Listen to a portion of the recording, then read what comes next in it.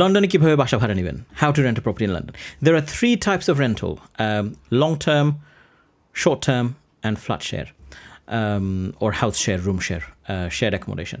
So number 1, short term rental, যেটা আপনি হতে পারে একটি হোটেলে আপনি একটি কয়েকদিনের জন্য, প্রথমে আপনি আসার পরপরই কয়েকদিনের জন্য হয়তো আপনি একটি রুম নিয়ে নিতে পারেন, আসার আগে আপনি এটা বুক করে রাখতে পারেন, যেখানে এসে আপনি প্রাথমিকভাবে উঠবেন, আপনার সেখান থেকে আপনি আপনার এরপরের ডেস্টিনেশন, এরপরের অ্যাকোমোডেশন আপনি অ্যারেঞ্জ করবেন। এটা হতে পারে আপনার এয়ারবিএনবি থেকে, Booking.com থেকে একটি সার্ভিসড অ্যাকোমোডেশন, আপনি রুম হতে পারে, অথবা আপনার একটা 1 bedroom 2 bedroom studio flat, what ever it is. তো আপনার রিকোয়ারমেন্ট অনুযায়ী আপনি Booking.com থেকে, এয়ারবিএনবি থেকে, অথবা আপনি প্রাইভেট অ্যারেঞ্জমেন্টের মাধ্যমে আপনার পরিচিত কারো কাছ থেকে আপনি শর্ট টার্মের জন্য একটি অ্যাকোমোডেশন রেন্ট করতে পারেন। আর এটার জন্য আপনার অত বেশি কোনো রিকোয়ারমেন্টের দরকার হয় না, আপনি অনলাইনের মাধ্যমে বুক করতে পারবেন। এটা একটু এক্সপেন্সিভ, যেহেতু আপনি ডেইলি হিসাবে রেন্টটা দিতে হয়। তবে প্রাথমিকভাবে আসার জন্য যারা নতুন আসবেন, যাদের এখানে হয়তো নিকটাত্মীয় কাছের কেউ নাই, আপনি যেই সিটিতে উঠছেন সেখানে, তাদের জন্য it could be a good option. It's pretty straightforward. কিন্তু আপনি রেন্ট করার আগে, নেওয়ার আগে, always make sure that you have taken it from the right place, and আপনার এটার বিষয়টা আপনি একটু ভালোভাবে দেখে নেবেন, যাতে আপনি কোনো প্রতারণার শিকার না হন। Number 2, which is long term rental. এটা হতে পারে আপনি লং টার্ম রেন্টালটা হলো আপনি 6 মাস 1 বছরের জন্য আপনি একটি টেনেন্সি এগ্রিমেন্টের আন্ডারে, অথবা সাম কাইন্ড অফ এগ্রিমেন্টের আন্ডারে আপনি একটি প্রপার্টি নেবেন।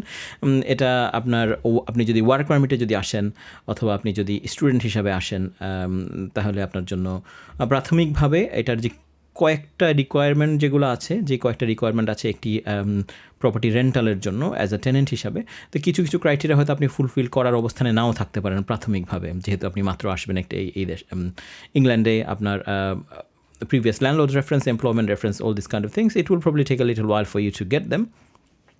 সো এই জন্য একটু ডিফিকাল্ট, বা তারপরেও not impossible, but normal common way around যেটা হলো যে আপনার কোনো এজেন্সি, প্রফেশনাল এজেন্সি অথবা ল্যান্ডলর্ড যদি আপনাকে বাসা ভাড়া দিতে চায়, কিন্তু আপনার যদি প্রিভিয়াস কোনো ল্যান্ডলর্ড রেফারেন্স না থাকে, কোনো এমপ্লয়মেন্ট রেফারেন্স যদি আপনার না থাকে, তাহলে হয়তো তারা জিজ্ঞেস করবে যে আপনার কোনো ইউকে হোম ওনার গ্যারান্টর আছে কিনা, অথবা ইউকে গ্যারান্টর বেসড কোনো গ্যারান্টর আছে কিনা, যিনি আপনার হয়ে গ্যারান্টর হতে পারবে এই রেন্টালটার জন্য। তো এগ্রিমেন্টটা হয়তো আপনার নামে হবে, প্লাস গ্যারান্টর হিসেবে তাদের নামটা ওই এগ্রিমেন্টে অন্তর্ভুক্ত থাকবে, জাস্ট ইন কেস ইফ আপনার যদি কোনো সমস্যা হয়, আপনি যদি ভাড়া মেনটেন করতে না পারেন, তখন হয়তো তারা গ্যারান্টরের সাথে যোগাযোগ করবে। আর আরেকটি অপশন, সেটা হলো আপনার রেন্ট ইন অ্যাডভান্স। তো আপনাকে হয়তো, যদি আপনার গ্যারান্টর যদি না থাকে, তখন হয়তো আপনার এজেন্সি অথবা ল্যান্ডলর্ড সাজেস্ট করবে যে আপনি 6 মাস অথবা 1 বছরের যে ভাড়াটা প্লাস যে ডিপোজিট আছে, যে টেনেন্সি ডিপোজিট আছে, এটা আপনি একসাথে আপফ্রন্ট পে করে আপনি তারপর বাসায় উঠবেন। সো এটাও গুড একটা অপশন। এটাও অনেকে এই রুটে যেতে যান, এই রুটে যেতে বাধ্য হন, যেহেতু অনেক সময় গ্যারান্টর পাওয়া যায় না সুবিধা মতো, অথবা অনেকে হয়তো গ্যারান্টর হতেও চান না নানাবিধ ফর ভ্যারিয়াস ডিফারেন্ট রিজনস। আর আপনি কয়েকজনের কাছে যাবেন, কার কাছে যাবেন? So it's just much easier if you have the funds, if you have the access to the funds, you might as well just pay it, take the property and move in, so you don't have to worry about it. আর আপনাকে একটি idea দেওয়ার জন্য, যে আসলে আপনি ধরুন লন্ডনে বা লন্ডনের বাইরে কোথাও আপনি একটি স্টুডিও ফ্ল্যাট অথবা 1 বেডরুম ফ্ল্যাট নেবেন, যেটার ভাড়া লেস সেই ফর এক্সাম্পল £1,000 a month। তো এই প্রপার্টিটা নেওয়ার জন্য আপনি যদি 6 মাসের ভাড়া যদি অ্যাডভান্স দিতে হয়, তাহলে £6,000। আর যে টেনেন্সি ডিপোজিটটা আছে, এটা নর্মালি 1 মাসের রেন্ট অথবা 6 সপ্তাহের রেন্ট। তো সেই অনুযায়ী লেটস সে আরও £1,500। তো £6,000, another £1,500, £7,500। তো আপনি জাস্ট একটা আইডিয়া দেওয়ার জন্য, আপনি যদি একটি বাসা যদি ভাড়া নিতে চান, সেটার ভাড়া যদি হয় মাসে £1,000 কোনো বিলস অ্যান্ড ইউটিলিটিস ছাড়া, তাহলে আপনার হয়তো অ্যাটলিস্ট টু স্টার্ট উইথ £7,500 থেকে £8,000 লাগবে। বাট আপনার ভাড়ার উপর ডিপেন্ড করছে আর কি, জাস্ট আমি একটা এক্সাম্পল দিচ্ছি। আর প্লাস আপনাকে অবশ্যই মনে রাখতে হবে, you have council tax bills to pay, you have utility bills to pay, you have TV licence to pay, you have your internet, wifi, all various different kinds of things that you will have to add on to the rent. Are the last অপশনটা, যেটা সবচেয়ে most popular option, which is share accommodation.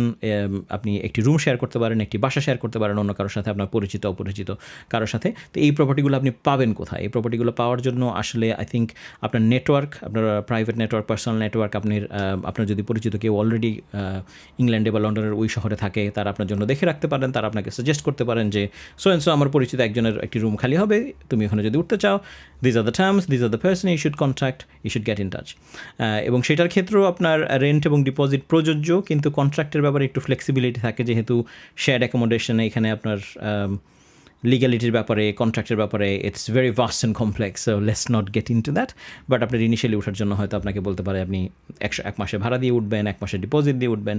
So এই জিনিসগুলো আপনি আগে থেকে ভালোভাবে জেনে নেবেন।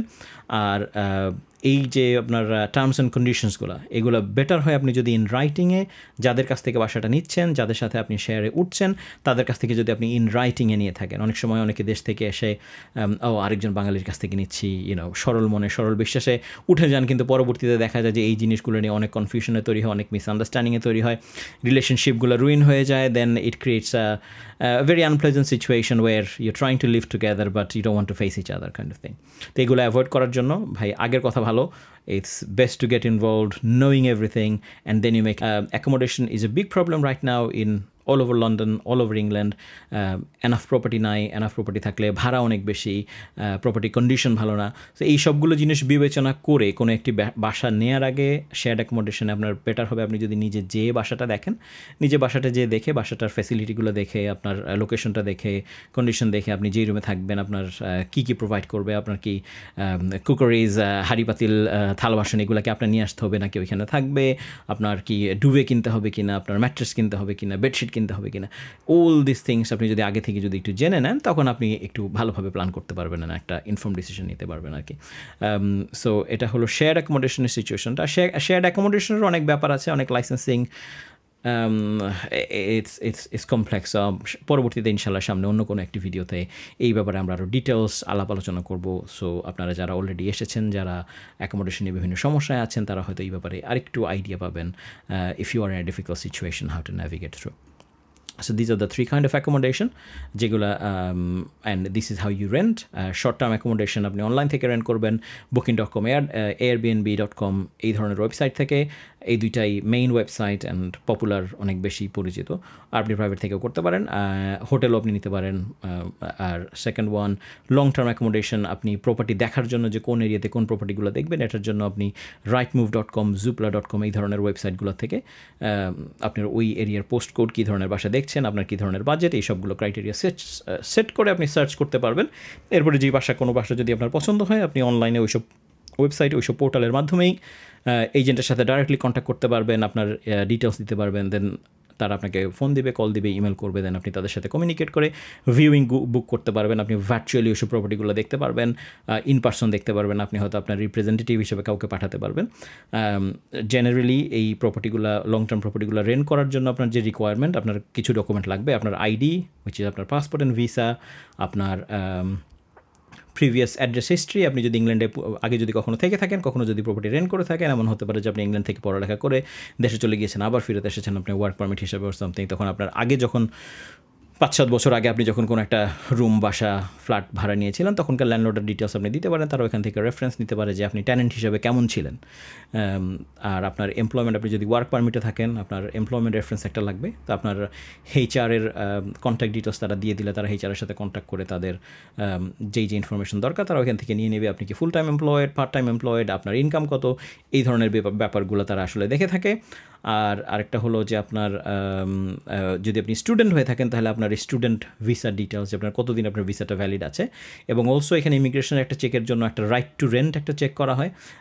All the agents are oblige to carry out this check if they're renting out a property to someone who's an immigrant. তো এটা করার জন্য আপনার কিছু প্রসিডিওর আছে, ওগুলো আপনার এজেন্ট আপনাকে ভালো মতো এক্সপ্লেন করে বলবে। তাদেরকে আপনাকে হয়তো একটা লিঙ্ক পাঠাবে, ওই লিঙ্কটা আপনাকে ফুলফিল করে দিলে, ফর্মটা ফিল করে দিলে, ওখান থেকে অনলাইনের মাধ্যমে এটা হয়ে যাবে। So it's simple, but these are the steps that you might have to follow.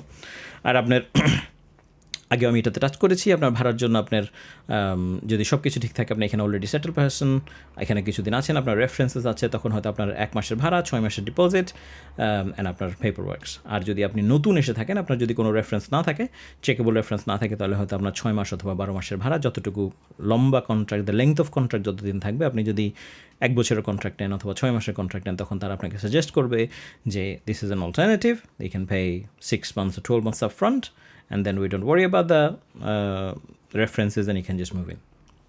অথবা আপনার যদি কোনো ইউকে বেসড গ্যারান্টর যদি থাকেন কেউ property owner, normally this is what they want, then they you can use a guarantor as well. আর যে last one যেটা ফ্ল্যাট শেয়ার, এটার জন্য আপনার আসলে কোনো ডকুমেন্ট বা ওইরকম অত কিছুই, আপনার হয়তো হ্যাঁ আইডির একটা কপি তারা রাখবে, আপনার সম্পর্কে হয়তো একটু জানবে, আপনি হয়তো কারো রেফারেন্সে যদি জান তাহলে হয়তো আপনার পরিচিত নেক্সট অফ কিন কারো কন্ট্যাক্ট নাম্বার রাখলো, আপনি কোথায় পড়তেছেন কোথায় কাজ করতেছেন এগুলো বেসিক ইনফরমেশন তারা রাখতে পারে।